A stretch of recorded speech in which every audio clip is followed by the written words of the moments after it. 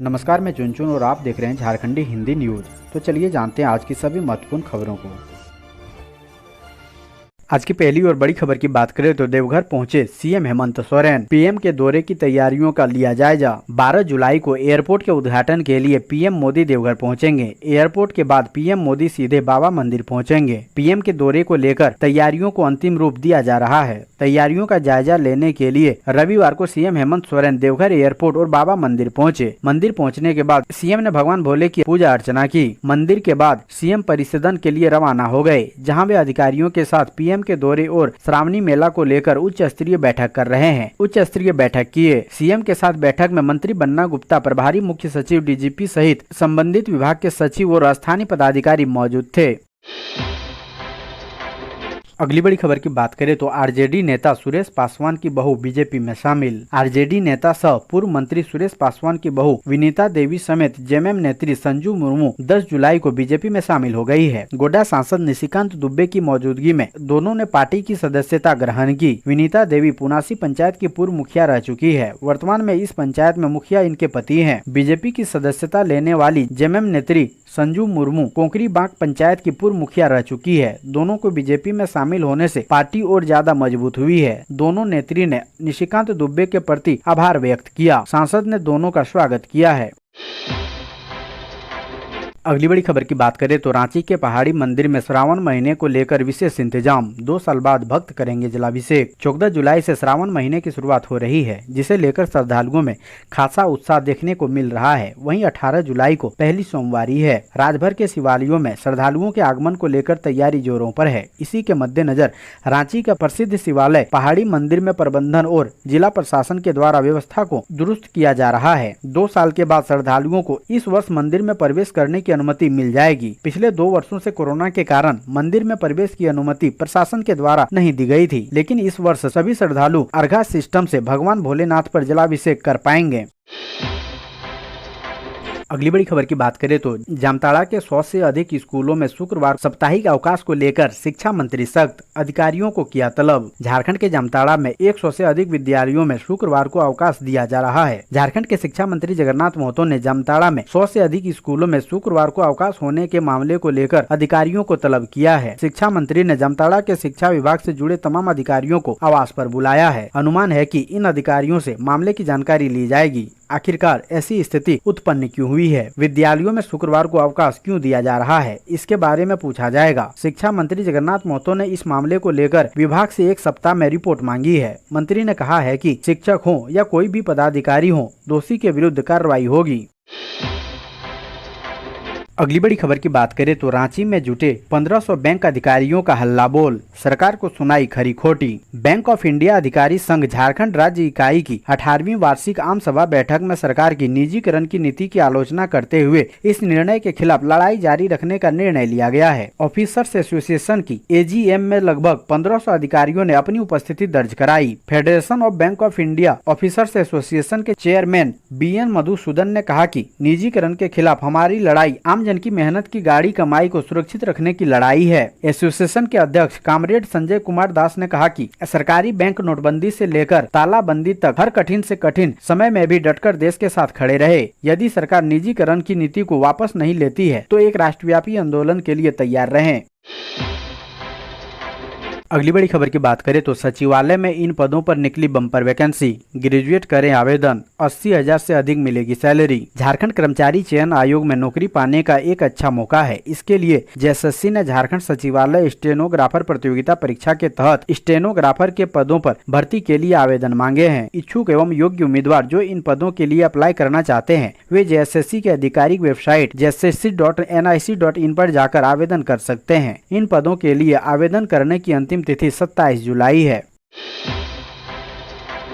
अगली बड़ी खबर की बात करें तो पीएम मोदी का देवघर एयरपोर्ट पर 17 मिनट का होगा संबोधन। एसपीजी के अंदर रूट लाइन से लेकर मंदिर परिसर। पीएम नरेंद्र मोदी वायुसेना के विशेष विमान से दोपहर 1:15 बजे देवघर एयरपोर्ट आएंगे। यहाँ आने पर पीएम मोदी एयरपोर्ट के नई बिल्डिंग का अवलोकन करेंगे। पीएम एयरपोर्ट के समीप मंच पर 1:30 बजे पहुंचेंगे। गोड्डा सांसद डॉक्टर निशिकांत दुबे मंच पर स्वागत भाषण देंगे। उसके बाद केंद्रीय नागरिक उड्डयन मंत्री ज्योतिरादित्य सिंधिया एवं मुख्यमंत्री हेमंत सोरेन का संबोधन होगा। इस बीच प्रधानमंत्री देवघर कोलकाता की पहली पैसेंजर फ्लाइट को हरी झंडी दिखाएंगे। वहीं विभिन्न योजनाओं का उद्घाटन एवं शिलान्यास किया जाएगा। अंत में प्रधानमंत्री 17 मिनट तक कार्यक्रम को संबोधित करेंगे। पीएम मोदी के साथ मंच पर झारखंड सरकार के मंत्री कृषि मंत्री बादल पत्रलेख, पर्यटन मंत्री हफीजुल हसन व देवघर विधायक नारायण दास रहेंगे। अगली बड़ी खबर की बात करें तो देवघर परिसदन में सीएम हेमंत सोरेन ने की उच्च स्तरीय बैठक। पीएम नरेंद्र मोदी की 12 जुलाई को देवघर आगमन व 14 जुलाई से शुरू हो रहे श्रावणी मेला को लेकर सीएम हेमंत सोरेन ने 10 जुलाई को देवघर परिसदन में उच्च स्तरीय बैठक की। बैठक में स्वास्थ्य मंत्री बन्ना गुप्ता, मुख्य सचिव Arun Singh, DGP Neeraj Sinha, DC Manjunath Bhajantri, SP Subhash Chandra Jat समेत वरीय अधिकारी मौजूद थे। बैठक के बाद चलते चलते सीएम ने पत्रकारों से सिर्फ इतना कहा कि पीएम की देवघर यात्रा और श्रावणी मेला की तैयारी अंतिम चरण में है। कोरोना महामारी के कारण 2 साल श्रावणी मेला नहीं लगा। इस बार मेला लगने जा रहा है। श्रद्धालु निर्भीक होकर देवघर आए। मेला एवं श्रद्धालुओं को कोरोना गाइडलाइन का पालन करना पड़ेगा। अगली बड़ी खबर की बात करें तो रिम्स में लगी जीनोम सीक्वेंसिंग मशीन से किए जांच की आई पहली रिपोर्ट। डेल्टा, ओमिक्रॉन और BA.2 वेरिएंट की हुई पुष्टि। रिम्स के जेनेटिक विभाग में लगे नए जीनोम सीक्वेंसिंग मशीन की पहली रिपोर्ट आ गई है। रिम्स प्रबंधन के द्वारा दी गई जानकारी के अनुसार 5 जुलाई को जीनोम मशीन में जाँच के लिए 96 सैंपल दिए गए, जिसमें 83 सैंपल का रिपोर्ट 9 जुलाई को आ गई। इस रिपोर्ट में 3 डेल्टा वेरिएंट है तो वहीं 80 वेरिएंट ओमिक्रॉन बताए जा रहे हैं। रिम्स प्रबंधन के द्वारा बताया गया है कि जो भी वेरिएंट पाए गए हैं वो सभी डेल्टा ओमिक्रॉन वेरिएंट के साथ साथ BA.2 टाइप भी देखे जा रहे हैं। जीनोम सीक्वेंसिंग मशीन नहीं होने के कारण रिपोर्ट के लिए लोगों को लंबा इंतजार करना पड़ता था, लेकिन अब रिम्स में मशीन लगने की वजह से सैंपल के वेरिएंट का पता चल रहा है।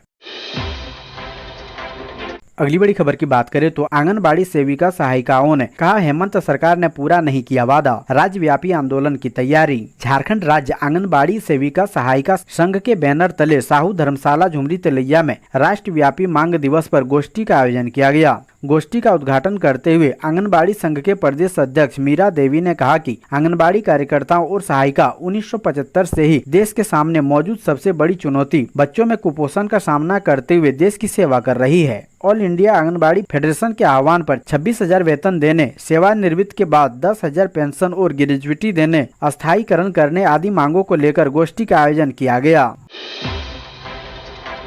अगली बड़ी खबर की बात करें तो शिक्षकों की कमी से जूझ रहे झारखंड रक्षा शक्ति विश्वविद्यालय की स्थिति में सुधार। अनुबंध पर बहाल किए गए कई शिक्षक। गुजरात और जोधपुर के बाद झारखंड में वर्ष 2016 में झारखंड रक्षा शक्ति विश्वविद्यालय की स्थापना राजधानी रांची में हुई थी। देश सुरक्षा और टेक्निकल जानकारी देने के उद्देश्य से स्थापित ये विश्वविद्यालय पिछले 4 सालों से शिक्षकों की कमी से परेशान है। पठन पाठन अव्यवस्थित तरीके से इस महत्वपूर्ण विश्वविद्यालय में भी हो रही थी। शिक्षकों के नहीं होने से छात्रों की पढ़ाई बुरी तरह प्रभावित हो रही थी, लेकिन धीरे धीरे अब स्थिति में सुधार हो रही है।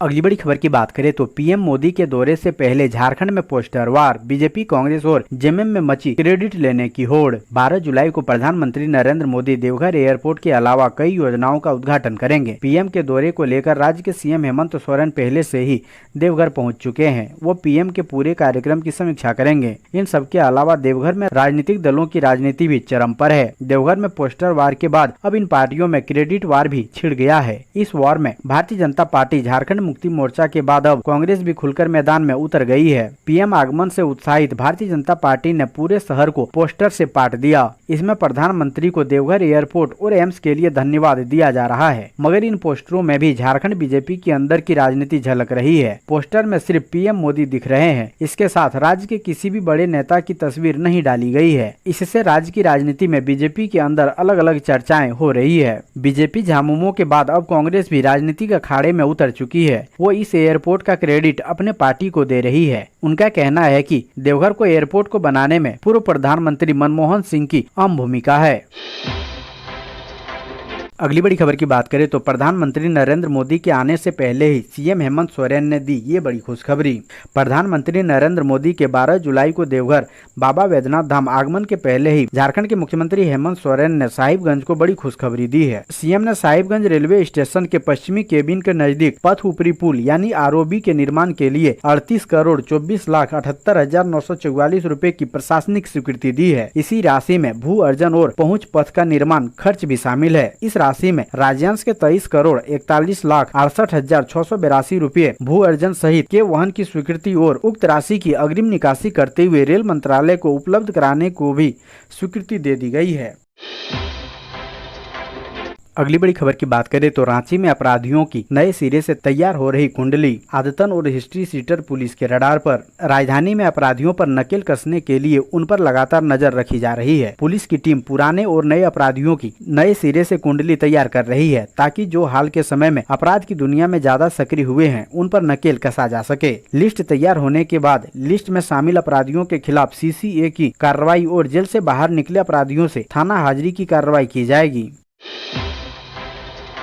अगली बड़ी खबर की बात करें तो डायन होने की संदेह में 60 वर्षीय महिला के घर में घुसकर हत्या, हिरासत में लिए गए 2 लोग। झारखंड के दुमका जिले में डायन बताकर 60 वर्षीय महिला की बेरहमी से हत्या करने का मामला सामने आया है। घटना सरैया 8 थाना क्षेत्र के खेरबनी गांव की है। मृतका के बेटे सुनील किस्कू ने बताया कि गांव का रहने वाला बुधराम सोरेन पिछले कई दिनों से बीमार था, जिसके बाद उसके बेटे ने बीते 8 जुलाई को गांव में पंचायत बुलाई थी। पंचायत में पंच समेत लगभग 15 लोग पहुंचे थे। इसमें उसे और उसकी मां सोना हांसदा को भी बुलाया गया था। पंचायत में सभी ने उसकी मां पर डायन होने का आरोप लगाते हुए हिदायत दी कि अगर वो लोग नहीं सुधरे तो अंजाम बुरा होगा। पंचायत खत्म होने के करीब 1 घंटा बाद बुधराम सोरेन की अचानक मौत हो गई। सुनील किस्कू के मुताबिक बुधराम की मौत के बाद शिवचरण सोरेन, मंत्री सोरेन, देव सोरेन, पुतीलाल सोरेन और साहेब सोरेन ने अचानक उसके घर पर धावा बोल दिया और उसकी मां सोना हांसदा पर कुदाल से प्रहार किया। इस हमले में उसकी मां की मौके पर ही मौत हो गई। अगली बड़ी खबर की बात करें तो रांची में 10 केंद्रों पर 17 जुलाई को होगी नीट की परीक्षा। जिला प्रशासन ने तैयारी की पूरी। रांची समेत पूरे देश में 17 जुलाई को नीट की परीक्षा होनी है। इसको लेकर रांची जिला प्रशासन द्वारा तैयारी पूरी कर ली गई है। रांची में परीक्षा को लेकर 10 केंद्र बनाए गए हैं। इनमें DPS Bridgeford public school, DAV Hehal, DAV Kapil Dev, Vivekananda Vidya Mandir, Loyola convent, army school, DAV Bariatu, tender heart और कैम्ब्रिज पब्लिक स्कूल शामिल है।